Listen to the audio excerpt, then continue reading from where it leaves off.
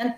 Wag po kayo matakot sa putang inang gobyerno ni Bangag. Nagsabi unless na sinabi ng mga Trump team na kayong mga undocumented na kahit matino may ano kayo ganyan sususugin namin kayo. Wala namang sinasabing ganun. Huwag kang magpanik. Yung tarantadong Bangag na yan kako. Sumisip-sip lang yan. Huwag kayong makikinig yan sa balitang mainstream na yan. Anong kabangagan yan, mga kababayan? Anong kabangagan yan? Right? Tarantado talaga. Very anti-Filipino. Imbis na tulungan kayo, kaya sinasabi ko sa inyo, lahat kayo nakikinig. Kahit saan kayo, itong Marcos, Bangag, Romualdez, lahat itong mga ito, anti-Filipino. Okay. Kasi mga kababayan, di ba nanalo nga si Lolo Trump ninyo. So, syempre, ang number one kasi na laging pinapanawagan ni Trump na magkakaroon ng mass deportation at i-deport niya ang mga criminals. Kung titignan mo, lagi niyang sinasabi yung mga criminals. Kasama na rin yung iba dyan ng mga illegal na may madadamay din talaga dyan ng mga matitino. But what is my point of view about it? In terms of interview ng hunghang uulupong, okay, na pinsan ni Bangag na si Babes Romualdez, na yung hinayupak na yan, may ginawa yan. Hindi lang muna natin i-mention niya yon, meron nakikipag-connives yan against me. Yang putang inang Babes Romualdez na yung matandang sana kunin na ng lupa. Akala mo hindi ko alam. Hindi lang muna ngayong araw na ito, pero magtutok tayo dito sa Filipino-Americans. Alam nyo, yung mga interview nila, napanood ko sa GMA7, may nag-send sa akin. Yung interview na nananawagan na umuwi na daw, dapat ngayon pa lang, okay, magbalot-balot na ang mga Pilipino sa Amerika, yung mga undocumented. Okay? Intindihin natin, syempre, sa bawat bansa, may mga batas na dapat kang sumunod na dapat you have to follow the rules. Pero ang question dito, yung pagsabi ni Romualdez, yung hinayupak na hukluban na yan, hindi dahil kung ano pa man. Diba? Ang pinaka number one ay sumipsip kay Donald Trump sa lolo ko. Okay. Sumipsip ang Bangag administration, ngayon pa lang sumisipsip sila na kunwari sinusuportahan nila but without thinking yung kapakanan ng mga Filipino o yung mga Pilipino na nasa Amerika na they're ano sa'yo palaga? Yeah. Ay, agent ng bayan. Naka-live ba? Sorry, agent. Sorry, follow nyo si agent ng bayan. Okay? Ngayon, okay, unahan ko na, sabi ni Man. Ang pinapakita ng gobyernong ito na sinusuportahan nila ang polisiya o isusulong ni President Trump ay para sila ay sumipsip na parang, ang Philippine government talaga namang inaayunan tayo. Ulol. Okay? Ito yun mga palangga Dahil alam nila na si Trump ay talagang, may ugnayan. I mean, not ugnayan mayroong friendship na dinevelop nung panahon ni Pangulong Duterte at panahon ni Pangulong Trump at very, very vocal naman si President Trump na very likable ang ating Pangulong Duterte dahil sa pagiging feisty, brave niya in a good way. Okay? So yung mga drama ni Romualdez ng Bangag, inuutosan niya sila ni Bangag, nag-uusap niya. Sabi mo, pauwi natin yung mga Filipino-Americans. I'm not sure kung tama yung status, 300, 500, o 1 million, sabi na lang natin. Let's say, 500 million na not Filipino-Americans na TNT na sinasabi nila. Okay. Yang mga ganyang pananalita, mga kababayan, wala talagang pagmamahal, wala talaga sa puso ng mga hinayupak na Bangag na yon. Dapat i-encourage nila yung mga Filipino na nandito na sa Amerika na, sa lahat ng ating mga kababayan na undocumented dito sa Amerika. Meron tayong itinalaga na hotline or whatsoever na baka pwede namin kayong matulungan sa legal process. Kasi may mga legal process 'yan.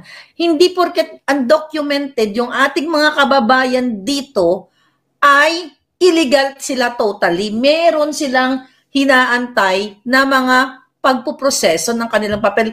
I can speak in behalf of Filipinos na nasa Amerika dahil naging nung ako ay pumasok dito sa Amerika, ako ay turista din, nag-estudyante. Kaya alam ko, wala kang alam, Babes Romualdez. Wala kang alam na hinayupa ka, wala kang puso sa mga Pilipino. At ito lang, gusto ko sabihin na sa mga palangga ko.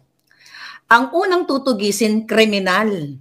Okay? Ang unang tutugisin ng Trump administration, kriminal, mga durugista, katulad ni Bangag Jr. Kaya nga, di ba, ang ating agenda dyan, mga kababayan, ay isend natin, atakin natin lahat ng Filipino na sa Amerika, lahat, buong Pilipinas o buong mundo na nakakarinig nito, i-email nyo na si President Trump. Available naman yan sa Google.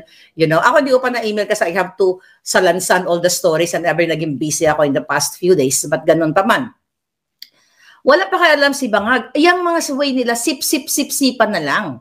Sabi ni Facebook user, ano po yung DACA? Okay? Don't worry about that, mga palangga. Kasi nasa process naman tayo. Hindi naman heartless to si Trump eh. Ang lagi niyang sinasabi, kriminal. At wala namang budget eh. Diba? Bagsak na rin ang ekonomiya namin dito sa Amerika. Ang daming walang trabaho din ng mga Amerikano. Hindi magagastos ng bilyon-bilyon ang US government para unahin ang mga matitinong not only Filipino, matitinong mga iba't ibang mga immigrants dito, or let's talk about illegal immigrants or they're just waiting for their immigration paper. Hindi kayo uunahin. Kasi tignan nyo di ba naging 4 years, ito na lang mga palangga bakit kayo matatakot kung wala kayong criminal record?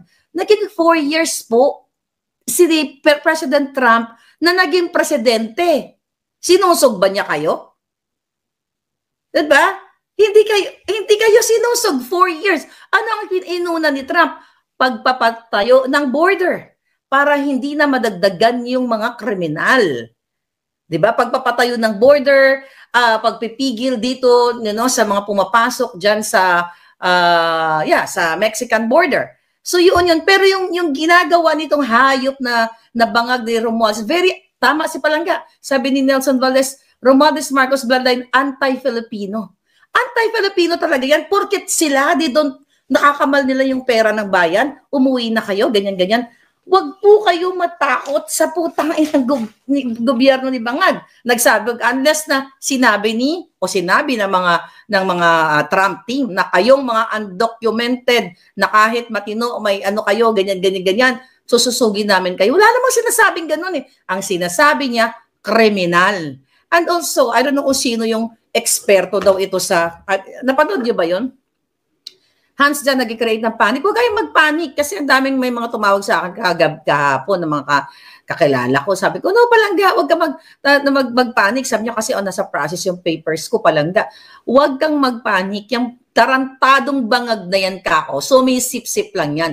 Huwag kayong makikinig yan sa balitang mainstream na yan na hindi nga nila alam. Imagine mo yung isa kanilang in-interview na expert daw. Okay? Ang sabi pati daw mga green card at mga citizen pwedeng pauwiin. Anong kabobohan yan? I just forgot ko anong pangalan yan. Maghanda na raw. Anong kabobohan yan? Tapos nagkwentuhan nga kami dito sa bahay. Sabi ko nga kanina, ang bobo talaga nitong GMA7 yung expert or sino pang mga kadyutahan. So maghanda na raw pati mga citizen, yung mga naging US citizen na mga Filipino, dapat maganda ng umuwi. Ganun ba talaga kabobo yung mga kinukuha niyong eksperto? So dahil yung apo namin, dahil ito lang siyang natural born citizen, so iwan siya dito dahil siya yung natural born citizen, kami lahat uuwi. Diba? Anong kabangagan yan, mga kababayan? Anong kabangagan yan? Right? Tarantado talaga. Very anti-Filipino. Imbis na tulungan kayo, kaya sinasabi ko sa inyo lahat, kayo nakikinig. Kahit saan kayo, itong Marcos Bangag Romualdez, lahat itong mga ito, anti-Filipino. Okay, sabi ko nga, susunod tayo sa batas. Pero, ako, sabi ko, I am speaking dahil nakita ko kung paano magproseso at nag-work ako short time sa law firm ng immigration. Okay? Mali. Law firm ng immigration. Mali. Law firm na kung saan nag-aayos ng mga immigration status. Okay? So, alam natin yung mga, yung mga in and out. So, kaya gustong bilhin ni Elon Musk ang CNN, sabi ni Balitang Hitado nga. Kasi, mga palangga, ang pagkakalam ko kasi dati, hindi ko nabasa yung batas, yung mga, particularly mga Mexicans, let's say for example, tumawid sila sa border, nagstay sila dito, kahit ilang taon sila magstay dito, then later on, after 3 years, 4 years, makapangasawa sila. Kasi once na tumawid ka sa border, na hindi ka dumaan sa proper, kumbaga sa kalog ka lang ba dumaan, border. Hindi ka dumaan sa proper immigration na process na nistampan yung passport mo and everything. Tumawid ka as in wala kang dokumento. Okay? So, hindi ko nabasa yung buong batas, pero ito yung pagkatanda ko during that time, na once, kunyari, wala na silang way out to process their papers eh. Ang pinaka-last resort ng mga yan, mag-asawa. Okay? Mag-asawa ng American citizen. So, hindi usually yung ginagawa, nag-asawa ka na, kahit na magkaanak na sila, yung US citizen at let's say Latino, kahit na magkaanak na yung mga yan, kahit ilang years na yan, syempre mag-a-apply sila ng proseso. Isa-sponsor sila ng US citizen, spouse, di ba? Pa-process ng dokumento. I think Form I-30 yata. Form 130. I forgot. Long time ago na yun. Okay? 130 ba? So anyway, magpa-process sila. Then later on, di ba? Interviewin, ganyan. Bago sila actually bibigyan ng green card, yun ang pagkaalala ko. Kailangan nilang umuwi sa Mexico or sa ibang ano pa mang Latin countries. Okay? Then doon nila aantayin yung kanilang papel, ang kanilang interview. Okay? Ganon. Minsan naantay nila doon. Years. 5 years, 6 years, 7 years. Tapos naiiwan yung family nila dito. Pero iba sa Filipino o iba sa, hindi lang Filipino, yung ibang lahi na pumunta dito na sumakay ng eroplano. Kasi di ba tayo, pag pumupunta tayo, unless na pumunta ka ng Mexico, tapos tumawid ka ng